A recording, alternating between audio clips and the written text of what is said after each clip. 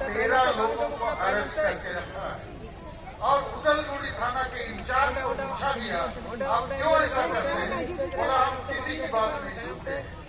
मुझे जो मेता को बानर स्पीकर मीटे धान कर पुलिस कमिश्नर साहब आए थे और तिलका मुर्मू के सामने उन्होंने उन 3-4 एसपी को फोन किया। ये आदिवासी संघ अभियान के लोग, झारखंड मुर्मू के लोग शांति प्रिय लोग हैं। इनको रोक टोक करना ठीक नहीं है। इनको सभा में आने दिया जाए, गाड़ियों को भी छोड़ा जाए, लेकिन वो जो उदयगुड़ी थाना का इंचार्ज क्या कहता है, हम किसी की बात नहीं सुनते। क्या तुम उग्रवादियों की बात सुनते हो? नक्सलाइट की बात सुनते हो? पाकिस्तान की बात सुनते हो? विदेशियों की बात सुनते हो? एक पुलिस कमिश्नर की भी बात वो नहीं सुनता है, डीजीपी के भी अधीन नहीं है। ऐसा इसलिए हो सकता है इन 5 जिलों के जो एसपी हैं, सुप्रिंटेंडेंट ऑफ पुलिस, ये बेलगाम लोग हैं। इनको देश से, समाज से, आदिवासी से कोई लेना देना नहीं है। तो ये बात मैं इसलिए पहले रखा, ये हम भारत के आदिवासियों के साथ हमेशा ऐसा ही हुआ है। और मैं ये कह सकता हूं, आज रात को ये गुवाहाटी रेलवे स्टेशन में कुछ पुलिस वालों ने हमारे लोगों का जितना बैनर पोस्टर था सब छीन लिया था। वहीं पर यदि हमारे लोग उनके खिलाफ में खड़े हो जाते, वहां हंगामा हो सकता था।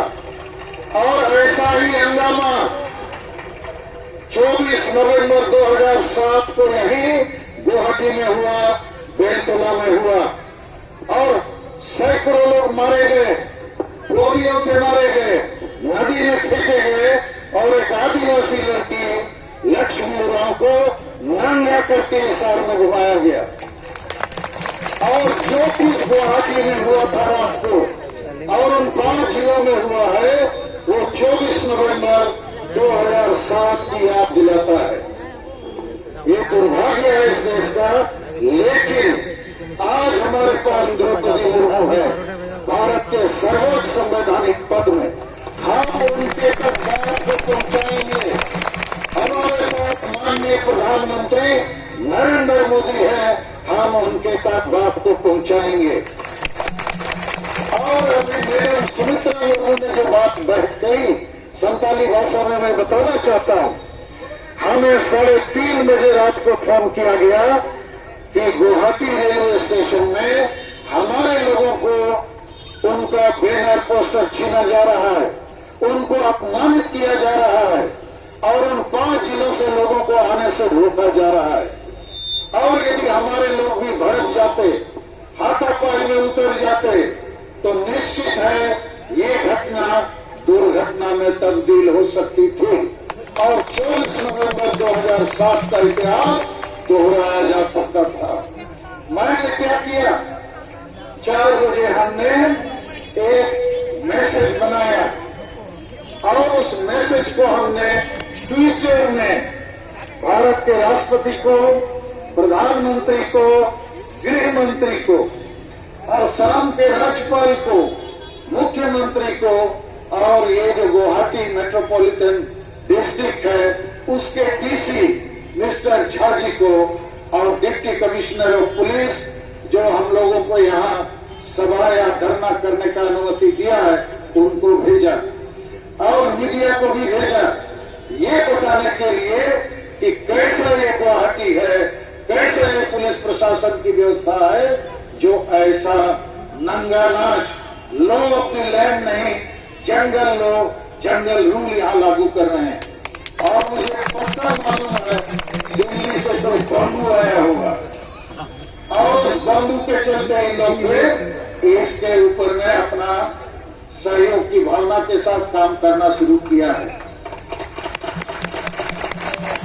क्या हम लोग भारत के आदिवासी आदमी नहीं है, नागरिक नहीं है?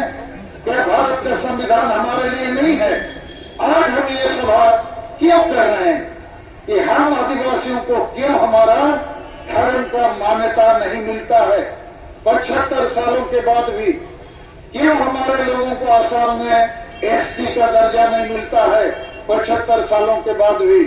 क्यों हमारी भाषाओं से पढ़ना लिखना सरकारी काम और एम्प्लॉयमेंट या नियोजन नहीं होता है 75 साल के बाद भी? बंगाल, उड़ीसा, आसाम, बंगालियों के लिए उड़ीसा, उड़िया, आसाम, असमी, तो हमारे झारखंड प्रांत में हम आदिवासी क्यों मालिक नहीं बन पा रहे हैं? क्यों हमको भिखारी बनाया जाता है? क्योंकि वहां भी संविधान कानून लागू नहीं किया जाता है। तो ये सारी चीजों के लिए हम लोग झारखंड, बंगाल, बिहार, उड़ीसा, आसाम में लगातार जनसभाओं को आयोजन किया और दिल्ली में भी किया। 30 जून 2022 को दिल्ली में हम लोगों ने जंतर मंतर में ऐसा ही बहुत बड़ा धरना प्रदर्शन किया। बहुत बारिश हुई और उसके बाद भारत के राष्ट्रपति, प्रधानमंत्री और गृह मंत्री को ज्ञापन दिया। उसके बाद 20 सितंबर को उड़ीसा की राजधानी भुवनेश्वर में ऐसा ही सभा किया। वहां भी पानी गिरा जोर था, लेकिन हम लोगों ने वहां भी अपनी बातों को, अपनी मांगों को रखा। साउंड थोड़ा कम करो।